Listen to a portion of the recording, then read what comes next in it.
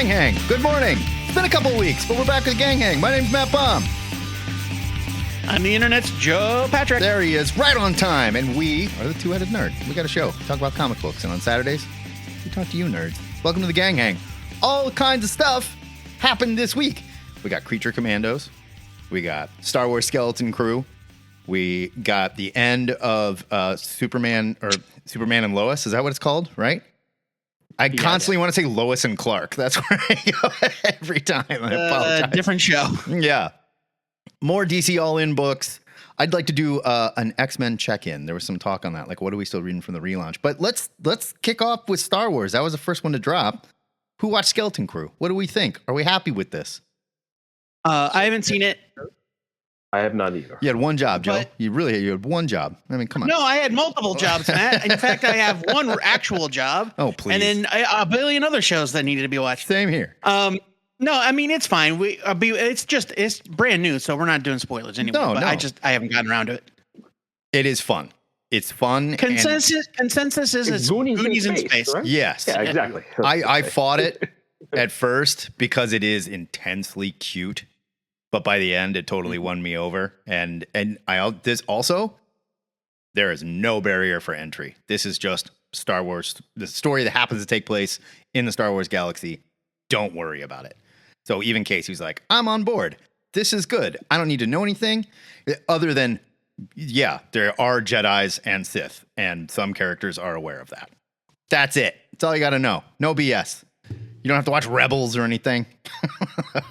Yeah. So near as I've been able to tell, it's kind of in a nebulous time frame after Jedi, but before Mandalorian. I think, or at least early on during Mandalorian. I think it's before that because there's people saying that like Ahsoka's running around during this time and stuff. So yeah, Matt, Ahsoka's still around. She's still around. Oh, I didn't realize that timeline was directly on top of the Mandalorian timeline or whatever. It's after season 3. After season 3, okay. Well, no, well, maybe. There's a pirate I read in both. Yeah, Joe, there's a pirate on the ship that enough. was on one of the Mandalorian pirate ships, the Cabbage Head. Yeah, the article I read was like, well, there are things that make it seem like it's not as far into the Mandalorian timeline because of where other characters are at, Tell you when Mandalorian season 3 comes around, the New Republic is established. The X-Wing pilots are patrolling. Like, they've got their shit together. And in Skeleton Crew, it kind of seems like they're not there yet. And I can't speak to that. I would watch the show. I would watch the show, and then you could speak to it. Frank, what were you going to say? Oh, I was saying what? I was saying I saw the first episode. It was good. My son, who was walking out of the room, and I said, "Oh, this is the new Star Wars show," and he's like walking out of the room. But yet he wants, he says he loves Star Wars. I said, it's made for kids just like you. And he's like, really? And he came back and he sat down and he actually really loved it. That is something my niece said. She watches these with her mom, who really likes us and who loves the Star Wars shows. Like all of them unabashedly, but doesn't know anything about Star Wars, just watches them. Like, these are fun, right? Yeah. And she's like, I don't like any of them, but I watched this one and there were kids in it and it was fun and I liked it. And I was like, oh, really? Okay. So this one is working. It's hitting all ages. But how about Creature Commandos? Did we watch Creature Commandos? Did anyone do that? Oh, yet? Let's dig into it. It's on good. Max is doing Creature Commandos. The first 2 episodes dropped Thursday. And it's the animated one and it's the new Wednesday, Thursday, It's the new DC, and this is like the first James Gunn thing and the first new DC animation house. And I'll tell you what, that animation kicks ass. And it was really good animation. It's not far from where they used to be with their style. It's just way better. I don't know why. Yeah. I tell you, I've been thinking about it for 2 days now, and I was thinking about it yesterday, and I finally put my finger on kind of a comparison. The art style looks like Dan Mora's art if it was filtered, if it was put through an anime filter on very low setting. So like it looks like Dan Mora-esque figures and faces, but then like Rick Flag, everybody's hair is all kind of wild, like people have that kind of anime hair, animated hair. And, but yeah, the animation is breathtaking. It's outstanding. It's gorgeous. Damon, you were saying the voice acting is great. Yeah. Yeah. My understanding is that all of the live action, the voice actors are going to play them in live action. That's the hope, right? Yeah. Not that there are any specific plans other than Frank Grillo. Yes. As Rick Flag Sr. in Peacemaker Season 2. There are no plans for any of the other characters to appear yet, but the hope is that if, for example, they do Dr. Phosphorus or the Bride, that Alan Tudyk and Indira Varma will reprise those roles. Some tells me Alan Tudyk would still be just doing voice acting if they do Dr. Phosphorus, but it might be. Well, but you know what I mean. So maybe that's a bad example, but you know what I mean. Is that similar? Yeah. If they do Frankenstein, they'll put David Harbour in a bunch of makeup, and he'll be. He's done that before. Yeah, an unfortunate movie. An unfortunate movie. So true. Yeah, so true. I thought it was fantastic. I'll tell you something though that I did not. I guess perhaps I should have, and we probably knew about this, and I forgot about it. But one thing I was not expecting from the first project of the new DCU, cartoon boobs. I mean, naked cartoon boobs from the get-go. They said it was implied, and then they no, they're in there, man. There's nips. Yeah, I know. Second episode. I know what scene you're talking about. Yeah. But I mean, it's not.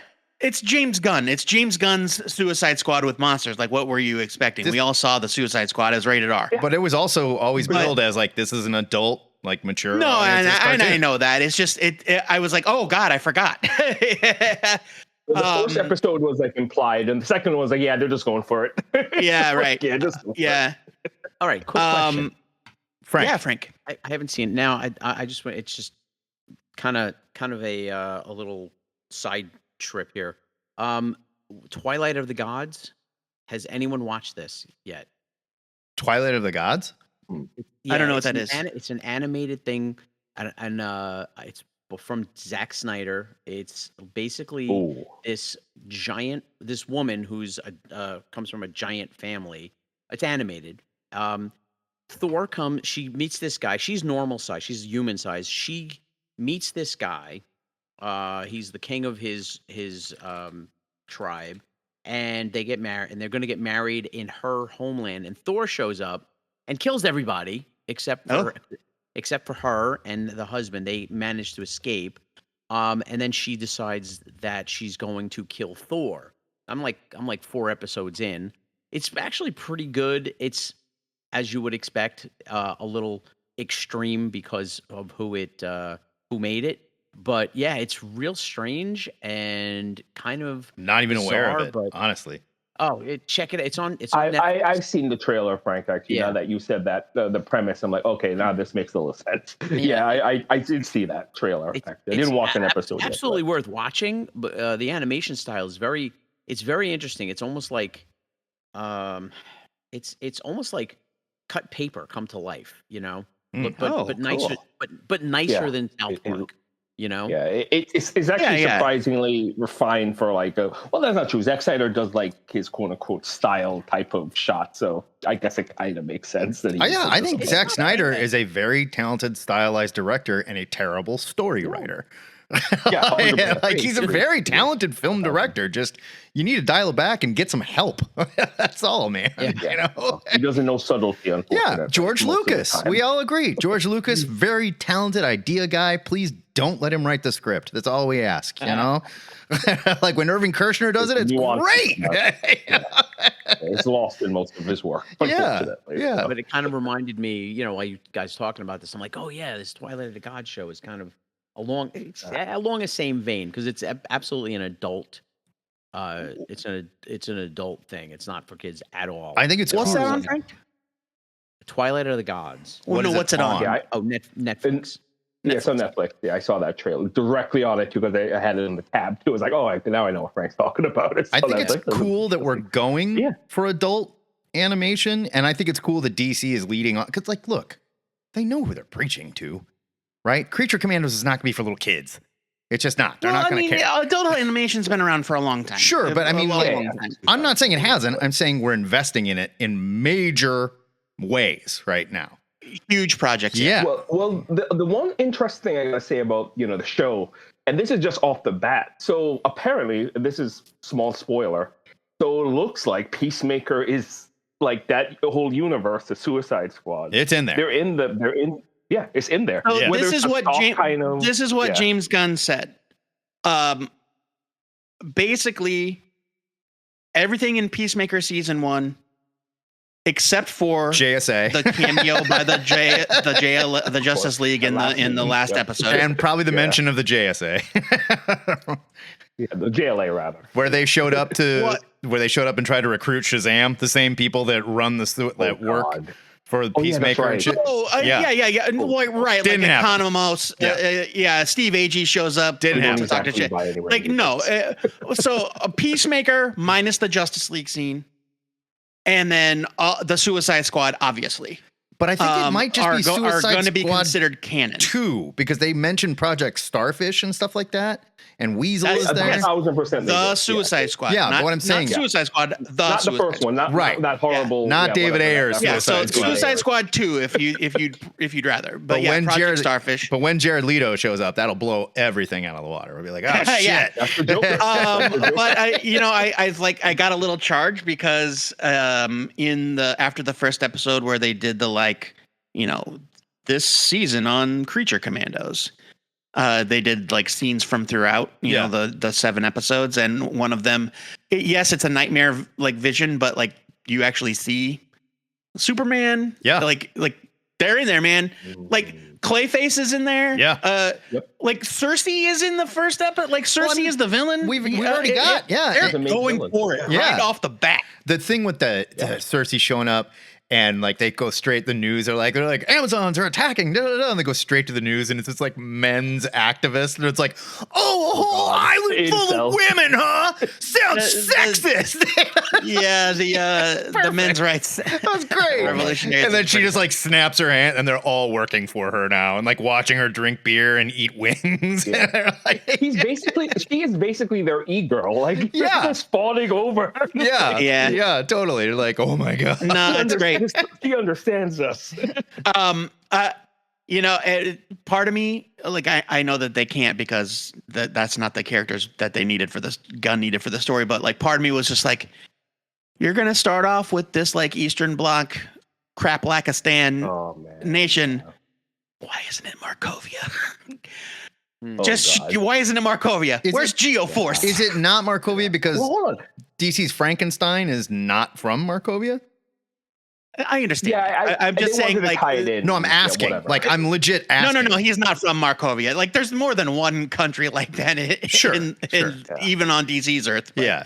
I was just if we're gonna do a fake country, Markovia is Lower Slobovia or something. They needed a Bavarian kind of place where you could be this is where Frankenstein came from. Vaguely European, Eastern Europe. They needed the royal family to not be super powered, weirdos. It can't be Geoforce and his sister, right?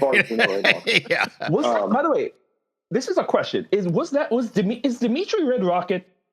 Is that what they're trying to say? Oh boy, wouldn't that be something? I don't think so. Because he's making those same references as what he used to do, and I'm pretty sure that they transposed man, that was so funny. I really loved that whole scene where it's just yeah, he's where is the beef? What's up? Am I right? It's Clara, whatever. She is Jim. Is that okay? Is Dimitri the voice actor? Is it the lead singer of Gogol Bordello? Is that because the show is lousy with that band, and I love that band. They're great. But it sure sounds like the lead singer of Gogol Bordello to me. I don't know. I mean, that would be something you could Google on IMDb. Yeah, they technically did cameo in the second episode. So that's right. They did. They showed the band. Yeah, it was the montage of the Bride of Frankenstein and Frankenstein. Brian, what were you saying?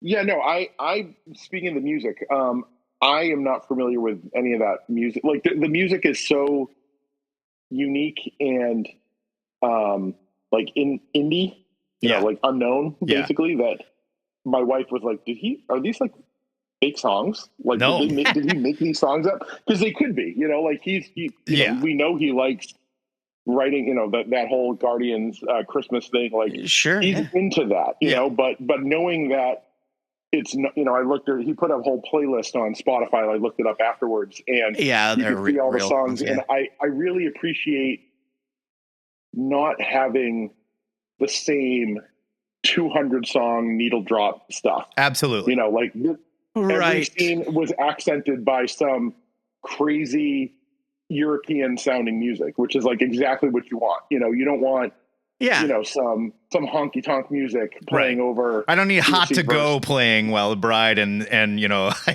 Frankenstein are fighting through time. Some weird like grindcore polka kind of thing playing. It's like, that's exactly right. Like, you want to have something that sounds like a polka band falling down a mine shaft. And I think and I think James Gunn is great at picking soundtracks for his projects, and I'm glad that he is so invested in it, because it's always so fitting. Like Guardians of the Galaxy, of course, is the most famous example, and that was like a perfect fit for the origin of Peter Quill and all of that. He was a 70s, every 80s song is like kid pre-1985 because he's been missing off of Earth.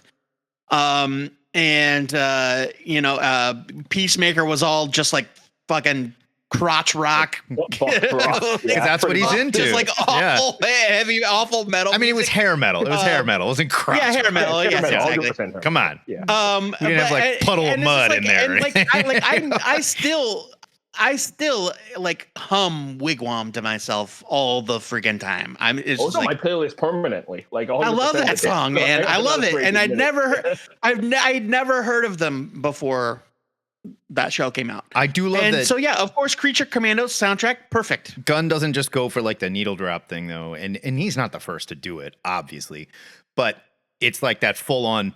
This is the music video section of the show, where it's like the sound drops out and it's just the music playing and crazy stuff is happening. Like there's a scene. Yeah, I like that. There's a scene in the second one where they play that song. I can't remember. It's called like "Wear Purple for Me" or something, and it's just so loud, and it's just like and it makes waltzing through the show. What they were doing with Cersei. It was great. Yeah, it was like the fight with Cersei and the bride. Like, oh man, I'll tell you what, G.I. Robot is so wonderful. He's my favorite. He's completely psychotic. But you know what? I transcribe to everything he says. I have no problem with anything he's saying. No, it's true. It's but just like smiling and talking about mountains of dead Nazis. Standing in the hallway, just basically going through his Nazi murder journal. Being like, April 4th, 1939, 74 dead Nazis. I love so eager.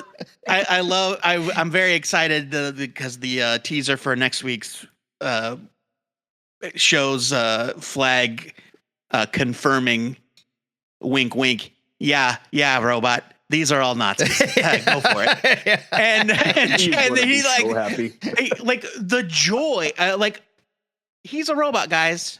But I swear to God, that robot feels joy. Oh, 1,000%. He's programmed to. They made him to like live to kill Nazis. It's great. Man, it's so good. The voice. I know that the human characters are one thing, but the non-human character voice acting, or like the severely altered human. Yeah, well, Sean Gunn was G.I. Robot. Yeah, exactly. He's a weird dude. Which was excellent. I thought he did a phenomenal job. Alan Tudyk, of course, is the MVP of every show he's on. He plays Dr. Phosphorus. And then he also did some other side voices, I think. But his Dr. Phosphorus is great. He's going to reprise his role as Clayface from Harley Quinn. Different version of Clayface. Right. Very important. Right. But he'll still be Clayface. It's just it is a showcase for the voice acting. The voice of the bride is I believe her name is Indira Varma. Yeah. And if the thing that I know her best from is the Human Target TV show with Mark Valley from some years ago. Yeah. And she's been on other things, obviously. She was like their handler. To me, that's where I know her from. She was like their handler. You know where she last? What's that? Oh, I'm sorry. No, go ahead, Damon. What was she last? No, Damon. What I was going to say was that she was actually in Obi-Wan. That's right. She was in Obi-Wan. I remember her from, actually. She was in Obi-Wan. Yeah. No, you're right. And then David Harbour is Frankenstein. If I have one nitpick, I don't think I wish David Harbour was doing more of a voice. He just sounds like David Harbour. I don't know. I think there's like he's doing like a fake accent thing that doesn't work really well because he's probably a bunch of stitched together people that aren't from there. I mean, that's not really how accents work, but no, what I'm saying is like he's not a person. Sound like Red Guardian. Yeah. Or Red Guardian. Yeah, right. Exactly. Yeah. And then they already have a guy, as Damon pointed out, one guy sound like, not that we have a voice to compare it to, but they've got this character, this captain of the guard or whatever, that sounds exactly like you would expect Rocket Red from the old Justice League International to sound. Yeah. I don't think that's supposed to be him. I think it loses something if he's not Russian, because Rocket Red is kind of a whole. What is Rocket Red's real name? It's Dimitri something. Is it Dimitri something? Okay. Dimitri. I think guard name is Dimitri as well. So that's why I was just like, I don't think it's supposed to be Rocket Red. Like the whole point of Rocket Reds, like it's in the name, is that they're Russian. They're Ruskies. I mean, I suppose, but if we're updating that version of the Atomic Knights, also, I think, which they seem to be blending that in. That could be, yeah. He's wearing some kind of armor, that's for sure, and it's not like knight armor. But I mean, they were all wearing armor. It's like some kind of power armor thing, definitely. I don't know. But like they weren't like flying and shooting rockets and stuff. They were just dudes. Not yet. I don't know. We'll see. They had guns. But again, if we're gonna get animation this good and we can pump it out with this quality of voice actor, look, man, I'm all for live action movies and that's fine, but just give me more of this. Tell all the stories here that we can't put on the big screen. If you can do this to the Creature Commandos, give me a Challengers of the Unknown cartoon. Go. Do it now. Like, let's get into it. Give me an Atom cartoon or something, like a character that can't necessarily sustain a whole movie. Like, let's just dig into it. Start spending money on this, because this is solid. It is great. And it is... I would love the animated specials in the vein of the Marvel Halloween specials. I'll take those too. The Marvel holiday specials. Yeah, and this is so much better than the Marvel animation stuff, the What If animation stuff. It's fine, and I understand it's expensive and it looks slick. I much prefer this type of animation. It's just more fun. I agree with you wholeheartedly. Yeah. I think that the cell shaded like video game, like Telltale point and click adventure game look of those. I think it's got like a soulless AI feel to me. And right. I much prefer traditional looking 2D animation. And obviously I know that computers are involved. Not the 50s anymore. Not everybody, it's not all hand-drawn craziness, but it's not 3D. It's not like full of weird textures. It doesn't have, it's just a cartoon. Yeah. Well, I mean, and I love that about it. Brian. That's my issue with the What If, and I think I've mentioned it before, but every episode being that style is the wrong choice for that kind of story. It should have been like Star Wars Visions. They should have been different every time.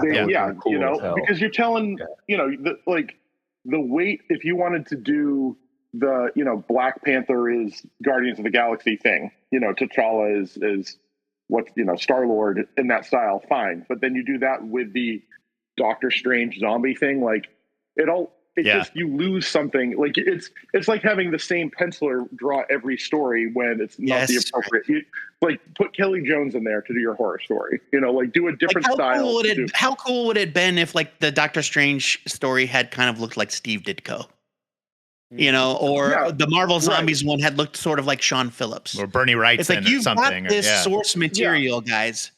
That's why I just thought it was kind of a lazy thing of like you're recycling the same characters, you're doing the exact same style over and over again. It's like you have such an opportunity that I hope DC takes of introducing these people that we don't even need to ever see them in a movie.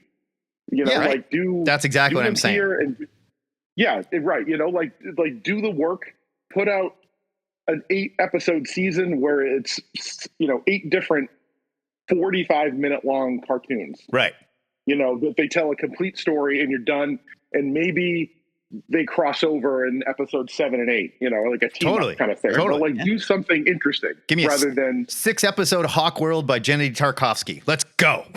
Let's do it. It should be like brutal. 40-minute episodes. Like, let's do it. Like, I'm in. Let's get in there, you know, and then give us something different. So I think James Gunn knows. I'm hoping he knows enough to not just kind of say, "Oh, we got a style. Let's stick with it." Like he seems like a guy who likes to mix it up. I will say though, I do think, in my opinion, the animation style of Creatures Commando updated the way that it is. You can tell any DC superhero story in that animation style, and I'm all right with it. The rotoscope but if you're telling a story that's heavily genre, sure, you can stylize that a little more, right? But when if you're doing a Swamp Thing story, sure. Hey, why not take the time to make it look like Steve Bissette? Well, I mean, that'd be amazing. Or Bernie Wrightson. Yeah, I prefer Bernie Wrightson. It doesn't need to look exactly the same. No, but I think you can do that with that animation style. The problem with that rotoscope stuff, I think just the nature of it is such that everything looks a certain way, whether it's a skull, an Egyptian pyramid, an Asgardian city, like it all looks video game rotoscoped. And there's like, that is your style, you know? Because even in this Creature Commandos thing, right now, it's all kind of dark and Transylvanian and whatever. But when we were in the city doing the stuff with, you know, Cersei and all that, that looked very modern and bright and superhero. I'm fine with it. So you can do all kinds of stuff with it and stylize it a little more. And I hope they do. And what I don't understand is Marvel has a partnership with Sony, right? Sony put out the highest grossing animated film twice with these Spider-Man movies that are absolutely gorgeous, amazing, stylized animation. Just partner with them to do that. Fuck this Craven bullshit. Like, you have a winning thing that works, Sony. You won Oscars for it. You made a ton of money, and we continue to get Morbius and Madam Web and Craven. Just say, hey, can we be your animation guys? Can we be like the Marvel Animation Studio and just let them do it? And give me a Spider-Ham cartoon, you know? Like, let's go. Come on. I don't understand it. Like, you've got it. And they also have like hundreds and hundreds of animators of all those. And that, I think, you know, what is interesting about those movies is you've got almost like a J.H. Williams page. You've got 3 different art styles in the same scene. Yes. You know, because there's different animator groups, and it's like, that's just there. Like, Marvel, throw some money at it. A little bit of money. Like, your co-owners. Like, right. Insist on it. Like, and do something a little spooky and a little creepy at the same, and a little, you know, slapsticky, zany at the same time. Absolutely. Those kind of, you know, uncanny valley, empty eye, soft edged figures. Like, they just kind of don't. They just, it doesn't work in everything, and the limitations are there after 18 episodes or however it is. Like this Spider-Man noir, because Sony's burning out their animators apparently, and they lost the director, right, for the Spider-Verse, so it's super delayed at this stage. Oh, did they? Yeah, it's a mess. It's unfortunately it's a big mess. But like, they obviously have a much larger animation studio in line than Marvel does right now, who's just like, fire up the supercomputer and make an Iron Man what if. Well, now hold on. Marvel is owned by Disney, which is the largest animation studio on the face of the planet. They don't seem to be using them, do they? I understand that they're behaving like they have a small 10 crew. I don't get it. We shouted down the hallway of the Marvel bullpen to get like 10 guys we knew that knew about computers and got this what if. Right. It's like, no, like, they all ran in with their joysticks. Why do you guys act like you are owned by Disney? Yes. And give us something that looks amazing and not just like no, there. for sure. It like, exists. Look, Moana 2 just came out and like blew away Thanksgiving theater records. And like, is it my jam? No, the animation is stunning. It's absolutely amazing. And there's no reason we can't do that or something like that. And it takes less time and it takes a little less money, and you just have voice acting, and like, we can You heard it here first. Matt Baum wants Marvel's next animation project to look like Moana. You could certainly do one. You absolutely could. If you did like Squirrel Girl, or you did the stupid New Warriors or something in that style, I mean, like people would love it. Hey, there was no reason for that. There was no reason for that. Uncalled for. I chose violence today, Joe. You'll have to deal with it. All right, let's move on. Let's move on, unless anybody has any last minute thoughts. Big Hero 6 was a Disney Marvel movie. Yeah. Yeah. True. Yeah. And that was but who was that? It wasn't Disney. Was that? That was Disney. It was Pixar, whatever it was. Was it? Yeah, I think it was. It might be one of the. I think it might be Disney, because aren't there Big Hero 6 attractions? Oh, there is. Yes. No, it is. Whatever the case is, it's definitely a Disney, because they have Baymax Disney movie exhibit. Yeah. Baymax is. It was. Yeah, it was a Disney movie. Yep.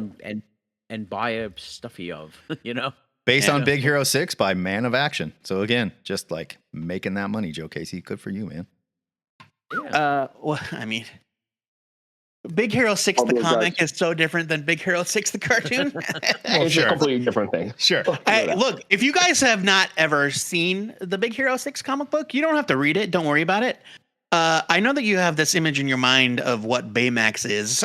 I assure you, he is not that. That is a dragon. He's like a big dragon monster. Yeah, let me find a picture. He doesn't help people. Yeah. I want to talk about Superman while we've got the other people in the audience that watched that show. So Superman and Lois, the final season was this year. The series finale was it just this week? Monday? Yeah. Holy smokes, you guys. It was an emotional ringer. And I didn't really this was like, okay, they saved Lex Luthor for the final season. It's great. I didn't care about all the Doomsday shit. I didn't care about it at all. They did Doomsday stuff in the very last episode? In the very last season. It's been all through this. Like, it was the cliffhanger of season 3 and then leading into season 4. Yeah, so I didn't care about Doomsday so much, but the Lex Luthor stuff was great. And I was unsure about him, but the guy that played Abraham on The Walking Dead played Lex Luthor. And it's weird at first because he's not that kind of guy. Like, you wouldn't think it. But it's a different Lex. This is Lex that has been in prison for 17 years because Clark and Lois falsified evidence and got him convicted. Really? Well, they knew he was guilty. Yeah, he was Bull Randleman from Band of Brothers. That's right. Yeah, there you go. God, he was good. So like they knew he was guilty. He just wasn't guilty of the crime he was convicted of. But they were like, he's done so much. He's murdered people. Like, this stuff is bad. He needs to go. So like they got him on giving money to a porn star rather than, like, I don't know, trying to overthrow the American government or something, is what you're saying. Sure. Okay. Yeah, right. Exactly. Gotcha. And so basically, Lex is freed because of this miscarriage of justice. And he has obviously made it his mission to destroy the Kents. And he's so great as Lex. And all of the character stuff has been phenomenal with, like, the kids growing up and Lois's cancer. Lois had breast cancer, and so she had her battle with that was part of the show. It's so good. It's so good. Is it done because they're bringing everything in-house for, like, I don't think that's why it's specifically done. I just think that the last nail was already halfway in the coffin of the Arrowverse. And they were just like, all right, well, let's finish hammering this. Is this part of the, technically part of the Arrowverse? Yes. Superman first appeared in Supergirl. Yeah. Oh. And then Superman first appeared in Supergirl. And then they did the Crisis on Infinite Earths crossover. Yeah. And brought everybody onto one Earth. Then the Superman and Lois show promptly ignored that and decided not to make it part of. Talking about, or Yeah, the gravel pit. Yeah, the quarry. Crisis in Infinite Gravel Pits. Yes. Yeah. But Superman and Lois. Canadian gravel pit. Crisis in Infinite Canadian Gravel Pits. But Superman and Lois is set apart from like the Arrow continuity, so it's its own thing. You don't see appearances by anybody else. You get some references here and there to like supervillains, but they chose not to like make it like live alongside the Flash, because then people would be begging for the Flash to show up or for Supergirl to show up, and that's not what the show was really about. Or they hadn't contracted to do any more Flash stuff after the Flash got canceled. Could be. Yeah. I mean, Flash is just an example, but you know what I mean. People would be begging for appearances by other characters, and that's not what the show was. They still are. All over the internet, I saw articles about like, it's a damn shame what happened to the that's dumb. CW. Get out of town. No. Like James Gunn came in and was like, I hate this show. You're all fired. Yeah. You know, I don't think it went down like that. I heard a rumor which wound up being unsubstantiated that Batman was supposed to show up. And, interesting. And that obviously never happened. The guy Lex Luthor. This was the most comic book accurate Lex Luthor portrayal. That just evil, scheming, single-minded, bent on. Yeah, this was business Lex. Lex. He just happened to be a long-time prison convict, and so when he came out, he had this big old bushy beard. And like it was a way different kind of take. You're saying this is better than Kevin Spacey's Lex Luthor? Because I find that hard to believe. I mean, quite honestly. So it's not Kevin Spacey's Lex Luthor. From, you remember when in the Zoolander 2? Exactly. Mugatu or whatever. Yeah. Where he comes out of prison. Yeah. Yoked. Right. Yeah. No. On screen, the on screen portrayals of Lex Luthor. This was the closest in his attitude and his actions. Miles, it's nap time soon. Ian, I'm gonna mute you, man. Unless you want to talk. I'm so sorry. Oh, no, it's okay. No, you're good. We just heard you talking to Miles and telling him it's nap time. That's all.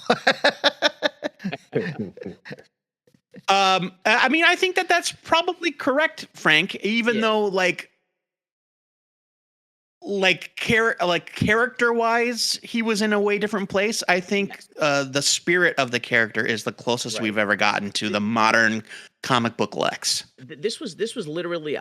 There were points where he was literally Legion of Doom leading Lex Luthor, like from the Super Friends, like that maniacally bent on destruction. You know, not caring about anything else but what he wants. You know, my favorite portrayal of Lex Luthor was probably on the Justice League, because that was a of course, cartoon. Clancy Brown. Definitely, Clancy Brown was phenomenal. Definitely, you know. Live actors. Let me ask you this, and this is a brief rabbit hole.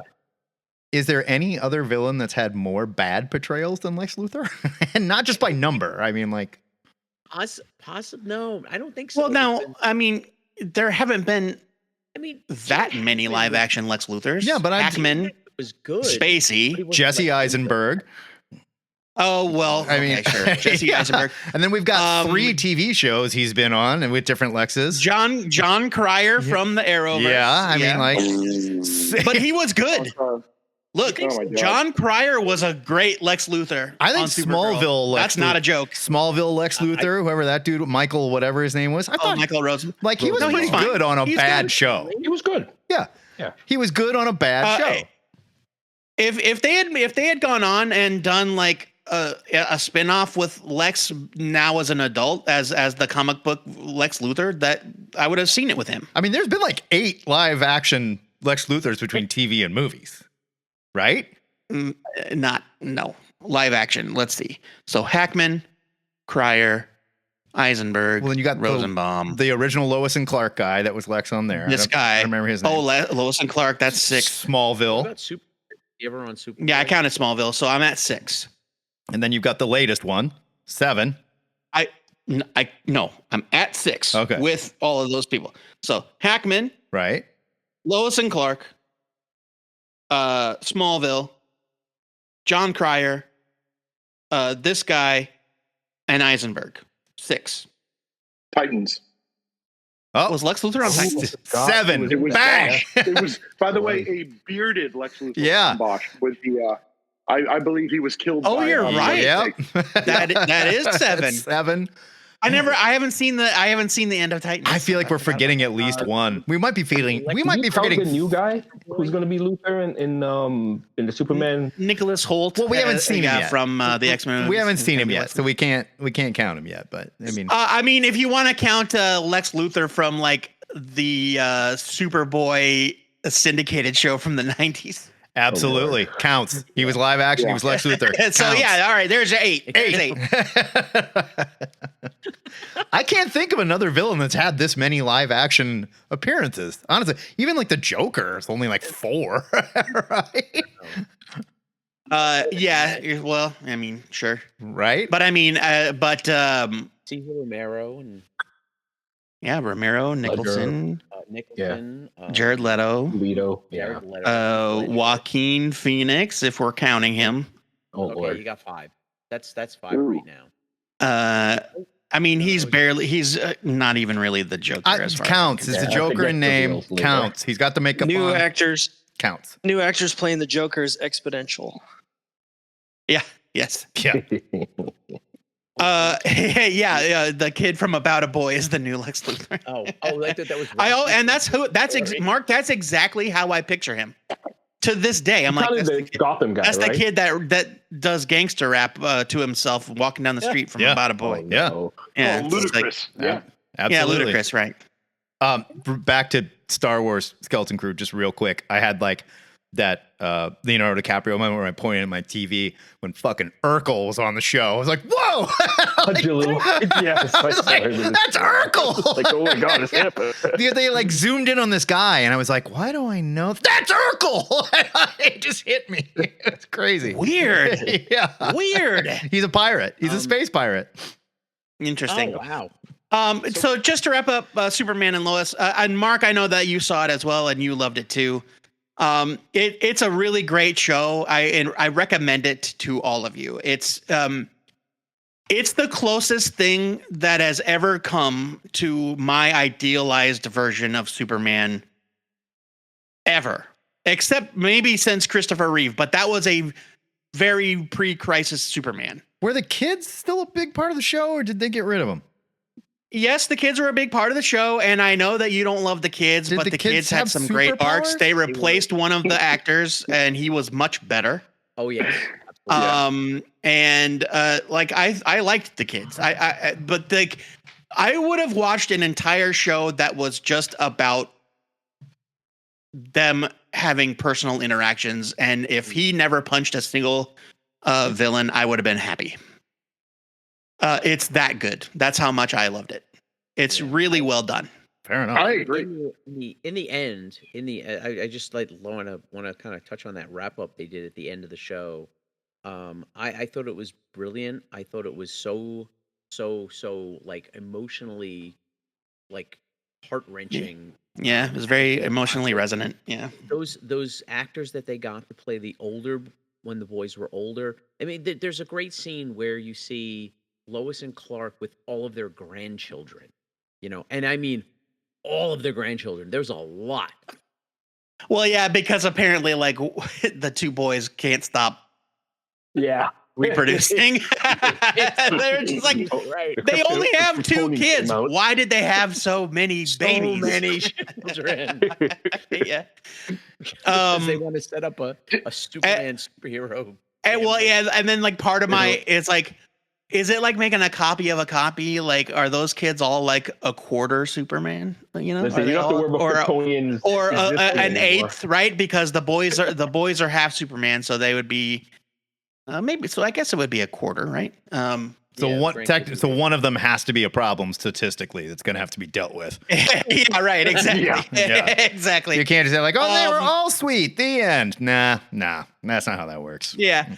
But I mean, that's not what the show was about, and it would have been more interesting. So all of those all of those weird like comic booky things that I obsess about, like I set it aside because the character stuff is so brilliant on that show. Yeah. And there are things like, do I wish Steele's suit didn't look like complete ass? Yes. Do I wish they had not waited until the last 5 minutes of the final episode to put him in a cape and an S? Fucking yes, I do. But it didn't matter. It didn't matter. Okay. Did you want them to paint Luthor's version of the suit green and purple? Green and purple. Yes, I did. Green and purple. I mean, they had the graphics on the inside of the helmet. Oh my God. I know. I like that. Steel suit should have been green and purple. Steel looks like Master Chief from Halo. No, it's not. It's just. He looks like Master Chief. It's like Master Chief. That's so bad. Oh my God. I mean, it's like it was fine on screen. It's just not a very cool looking suit. No. I don't know if you guys caught this, but the tech guy that was helping Luthor in the last couple episodes, Milton Fine is his name. Yeah. Milton Fine is Brainiac. Oh. Huh. Now they don't. He's obviously not Brainiac on the show, right? But Milton Fine was the human man whose mind got taken over by Vril Dox, the essence of Brainiac from post-crisis Superman. So he became Brainiac, and so there are all these hints. So there's the green and purple all over, and then they keep like his virus.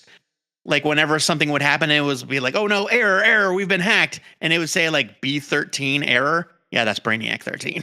Oh. That's a reference to Brainiac 13 from the comics. So there was an article I read that said that if they had gone to 5 seasons, Brainiac would have been the villain in the 5th season.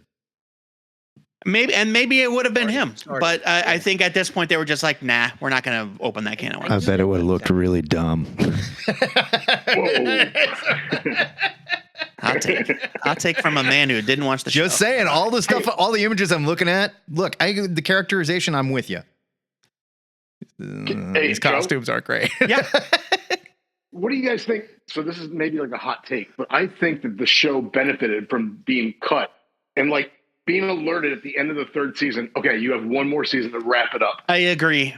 I think that we were looking at a fork in the road where they could have either gone to the left and gone down that CW path. Yep. Where all the B characters, they get like 3/4 of a season to go down their plot lines. Or B, you get like what we got. We took, they forked to the right and we got everything. It was succinct. It was tightened up. Yeah. And like, there was no fat. I mean, it was trim. It was, the storytelling was all steak. Yeah.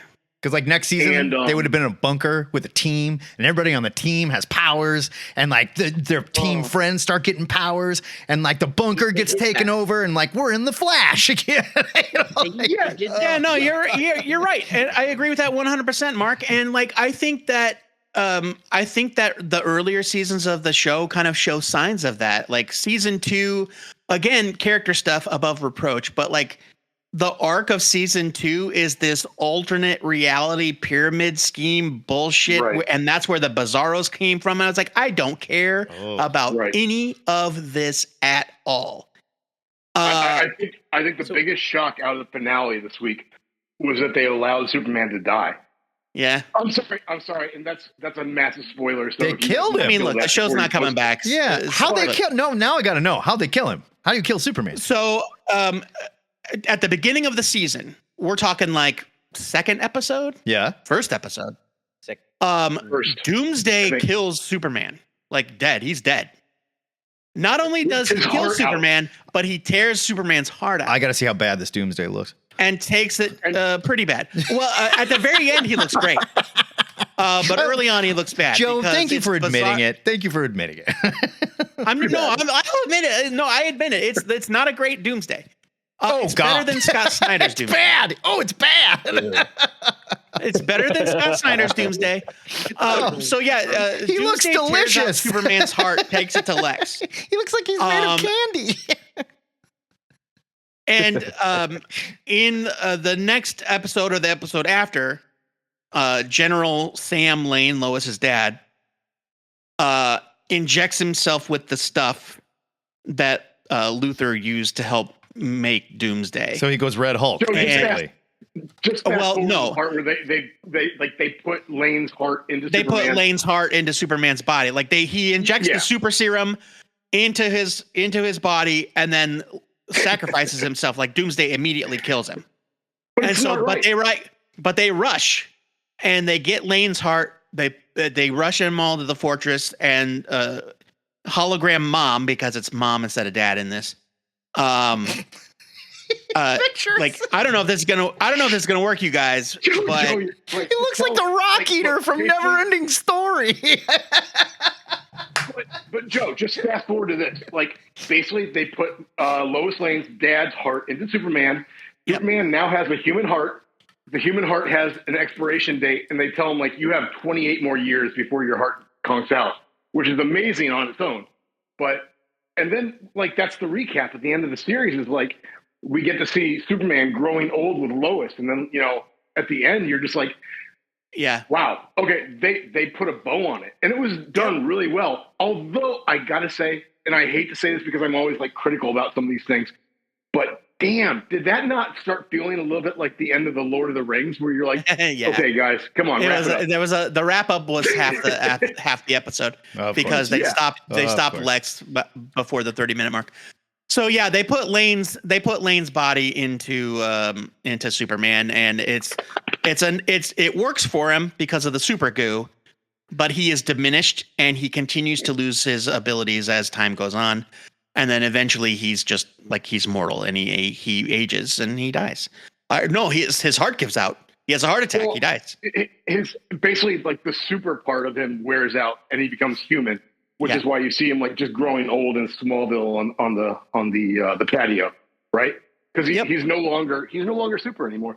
I guess, and one more thing was I honestly, I got to give the writers on the show credit, because I was fully expecting the scene where he flies Doomsday out to the sun in the span of like 20 seconds. But and he's like, I was fully expecting Doomsday to have this moment where he cracks his rib cage and hands his heart over to Clark. Oh, I was expecting something like that, where you're like, okay, there's got to be some way around this where like Superman recovers and gets a new heart. And I was expecting the opposite. I was expecting a last minute recovery from Doomsday and then another battle. But in the end, so Doomsday, this version of Doomsday was created from essentially the corpse of the Bizarro Superman. And it's the same kind of deal where he dies and evolves, and Lex kills him over and over until he becomes Doomsday. And at the end, he gets killed one last time, and then look, you're making jokes, but that is the first comics accurate Doomsday that has ever been in live action. And I thought it looked great. Okay. I think it looks like the Rock Eater from Neverending Story, but that's me. Joe, what was your take? But at the end, Doomsday, as they approach the sun, Superman realizes, Doomsday's woken up, and he gets ready to punch him, and Doomsday holds his hand up and he's like, I've remembered myself. It's over. I don't want to fight. And then he just lets himself be cast into the sun. So this Doomsday found he's like a good guy? He's not a good guy. He was a good guy. He was a good guy. And he remembered. It's like, I know you're in there somewhere, right? He remembered himself at the very end. I'm not questioning anything, but I'm saying you say all this stuff is very comics accurate, and what you're saying, none of this, as someone who didn't watch the show. Visually comics accurate. Okay, I was going to say. Visually comics accurate. The script playing out in my head is fucking wild, man. Doomsday is basically Bizarro, but Bizarro with a twist, right? Okay. Yes. Okay. So he is, at his core, he was Bizarro Superman, and then Lex discovered some way to basically every time he kills Bizarro Superman, he's reborn crustier. Stronger and stronger, a la Doomsday, right? He gets crustier and crustier. Yeah, but he's definitely he's you can see it in that second image. There's the backward S on his chest. Oh, that's what that is. Okay, I see it now. Hold on, Frank's got a question for you, Joe. What was your? I stopped. Yeah, what was your? Because I was puzzling over this watching it, and I kind of have my own thoughts. But that end scene, that his post death scene, where he gets up and he walks in and he's walking reuniting, reuniting with everybody. But then he forgives Lex. Do you think that Lex was just in this purgatory state the whole time, and that's some kind of? Or was I think. Frank, I think you can read it however you want, because we'll never know for sure. Oh, but that's the honest answer, because I don't think we're supposed to literally take it as him reuniting with his loved ones because his young family was there. Like his kids and grandkids were there, and they're not all dead. Right. And so it becomes sort of like a Lost finale situation where you're like, it's a metaphor for something. Yeah. And so I choose to. The writers of Lost admitted they had no idea what they were doing in that ending. So. But you know what I'm saying? It's all a metaphor for like. No, I gotcha. In Superman's final moments, he's making peace with his life. He's like reliving all of his life. He's remembering the things that were most important to him. And then he has this moment of closure with a vision of Lex. Is it really Lex in the future? Like, and Superman like forgives him? Maybe, but it could also easily just be Superman saying, I let go of this. You know what I mean? Before I go on to the hereafter or whatever. It's Inception. Did the top stop spinning or is it all a dream? Or but we don't know if the top stops spinning. There we go. Yeah. Oh yeah. Bruno Mannheim getting the upper hand at the end. That was great. Yeah, that's so awesome. Great. Loved it. But then, so we get to see as Superman is telling the story of like, and here's what happened to me as I got old and all this. We get to see the super family. Like we get this, like the kids get costumes. We see Steel in the cape, and it's great for a second. It's just a flash, and it's just like, okay, great, awesome. And then we see like Lois's cancer comes back and it's too much for her this time and she dies, which I wasn't expecting. And it's sad. And it's like, oh God, but like, that's life. Right. And then he's like, so, I spent a lot of time on my own, but then I did what a lot of people do in situations like this. I got a dog and you know what the dog's name is Crypto. Crap. But it's some kind of whatever fucking border collie or whatever dog that is. It was golden retriever. It was a golden retriever. Yeah, it's like that is not Crypto, but they called him Crypto, and that was good enough for me. I don't know. Sounds like that show completely failed to me. And they dropped the ball on Crypto. I would have walked. I would have torn my TV off the wall. Beppo wasn't even a monkey. But actually, that's true. That's a joke. I did what everyone would have done. I got a monkey. There's a character on the show, and her last name is Beppo. What? Yeah. Yep. I mean, it's obviously just a nod. Yeah. But look, I'm glad you guys liked the show. I'll say that. I'm glad you guys liked it. It's really good. I'm glad you guys like it too. I'm really glad you like it. Yeah. And I'm glad the Arrowverse is finally over. I kind of am too. I think we can. Well, I am. Guys, we had a good run. It was the least CW show out there. Okay. And I loved it. Mark, I've definitely heard that. Like the TV writers that I like that legitimately love the shittiest of the CW shows.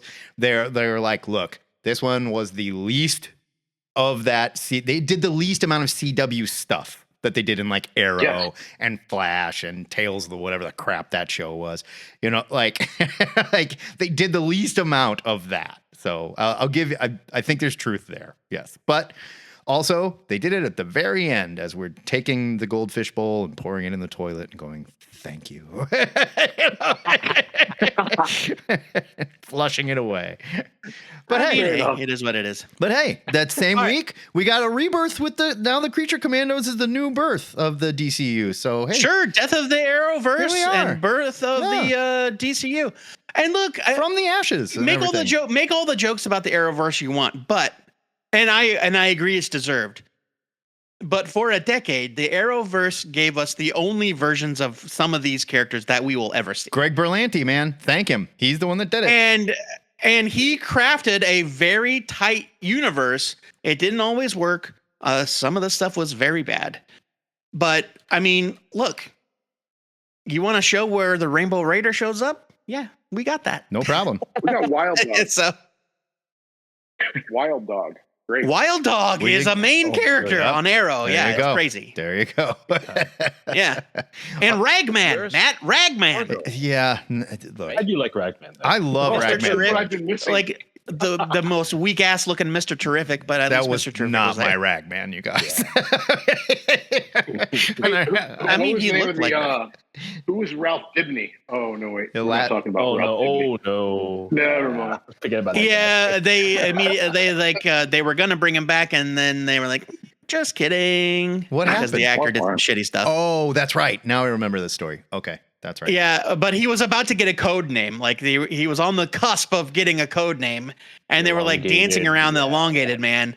And then the actor fucking his ancient tweets resurfaced, and W was like, "Thanks for your service. Here's your gold watch." Yeah, it was pretty bad though. What he was tweeting. But yeah. I don't know how well the name elongated man holds up, these days. Yeah, but Flash leaned into it, which I appreciate, because they had Vibe, they had Cisco, who was just a tech guy for the longest time, but he kind of leaned into the idea of like naming all these villains, and so the names are ridiculous on purpose. It's like, yeah, the Weather Wizard, and people are like, we're not calling him that, and he's like, yeah, it's the Weather. No, that was cute. That was cute. Yep. What do you guys think about will we ever see? Oh, I'm so sorry. Go ahead. Mark. No. That Mark. was it. I was just gonna say. What do you guys think about like down the road? Do you think, because I love Plastic Man, I really enjoyed Elongated Man back in the late 80s, early 90s when I was reading. But if we see a Plastic Man and it's like accurate to, was it Dark Knight Returns 2, where they break him out of jail and he's basically like almost omnipotent? Which comic was that? Does anybody remember? Yeah, that was it. He was like the ball. And then they released him from the jail, and he was in like a Dark Knight Strikes Again. Easter egg. Yeah, Strikes Again. It was DK2, I think. Yeah. I would love to see something like that where they bring him in, and like everybody in the movie theater that doesn't know is just gonna be like, this guy's a fool, and he is, but he's friggin' powerful as hell. I want to see that. Like imagine a person with the ability to turn anything from their body into essentially liquid, and then have that liquid re-solidify into horrifying shapes wherever they choose to stick it. That's Plastic Man, that's and it's one way bad. to put it. God. And then tack those powers onto a complete deviant. So, yeah. I mean, I think I never heard the big barter dress moment. That was so bad. Yeah, right. Yeah, very funny though. Mark Waid wrote that issue. This is the stuff of hentai we're talking about now, so let's be careful here. No, I mean, I'm just saying, like, look, basically his power is liquid metal, and it's like very terrifying. Yeah. Matt, shut up. Stop being a goddamn pervert. You're the one that said stick it wherever he wants. You said that, not me. Yeah, and you chose to go to a dark place with that. So, see, Mark, now I think that this would be a perfect place for them to showcase what we were talking about with the animation. Yes. And I'm not saying like I don't want that version of Plastic Man that you're talking about, but I think it would be amazing if they did a Spumco style. Oh, that'd be Plastic Man, or at least cartoon. Start like that. Start with this super wacky Spumco style, and then we see modern, like, here's what Eel O'Brien is like. Not like, back in the 60s when he was a comic whatever, and this was going on, So like Steven DeStefano is a comic book artist who nobody here probably knows except for me. Maybe Brian has heard of him. But he did a comic in the 80s called Mazin Man. This gatekeeping shit going on over here. Wow. I'm just saying he's not known for his comic work. He did a comic called Mazin Man. Yeah. And I love it. And he went on to be an animator, a storyboard artist, a character designer, and he did the Mickey Mouse redesign stuff for the modern Disney shorts. Yeah. Like, and I want a Steven DeStefano Plastic Man. He worked on Primal most recently. And yeah, you're right. He's done a lot of stuff with Gendy Tartakovsky. Yeah, he's awesome. And like he would be perfect, that sort of style to embrace for a Plastic Man animated project in James Gunn's DCU that they could parlay into live action somehow. I don't know that I need. I would love that. I think he's one of those characters. For me, I would rather do something within the animated world. I don't need an on-screen live action. I want the sound of Plastic Man stretching to be upsetting, like the old cartoon. No, not even that, because that's kind of cartoony. I want it to sound like you're running your hands down the side of a balloon. Bad Luck Kahuna is not there, I'm out, man. They gotta. I don't know, plans. We better get out of here. Oh, all right. Speaking of which, I got to get out of here. Yeah, we're running late. Hey, sorry to hijack the show for Superman talk, but I think we had some good conversations. Yeah, this is exactly why I don't need a live action Plastic Man. Oh, you can't put an actor in that outfit. Good Lord. I know that we had a cool scene in. I know we had a cool scene in Doctor Strange too, but all I can think about is hot dog fingers. Yoan Grufford from the early 2000s Fantastic Four movies. It's like I don't. Yeah. No. No. All right. Let's get out of here, guys. Thanks so much. Hey, good gang. Have a great week, everybody. We've got next week. We're doing Slack Issues, Kraven's Last Hunt, in honor of the new movie. Because I don't know if you guys heard, Marvel's Square biggest movie premiere of the year is this week. Kraven the Hunter. Technically correct. Marvel's biggest movie premiere of the year is coming out this week. We're gonna talk about Lion Man. We're gonna talk about a good Kraven story. Just kind of like wash that out of your hair. Well, we'll see if you think it's good. Yeah. I mean, I have a feeling it will. All right. It's good. We'll see you guys. It's good.